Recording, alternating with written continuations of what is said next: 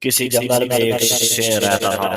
ایک دن خوب جی بھر کر کھانے کے بعد وہ ایک درخت کے نیچے آرام کرنے لگا۔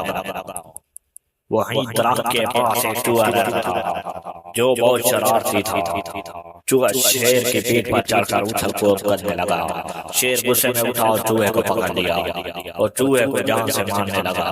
چوہا بادشاہ سلامت، مجھے معاف کر دو، میں بھی ایک چھوٹی سی جان ہوں، کسی دن تمہارے کام آؤں گا۔ شیر ہنسا اور چوہے کو چھوڑ دیا۔ چوہے نے شیر کا شکریہ ادا کیا اور چلا گیا۔ کچھ دن بعد ایک شکاری کے جال میں شیر پھنس گیا اور دھاڑا اور جال سے نکلنے کے لیے ہر طرح ہاتھ پیر مارے مگر کچھ نہ کر سکا۔ پھر نہ جانے کہاں سے اسے چین چین کی آواز سنائی دی۔ اتنے میں چوہا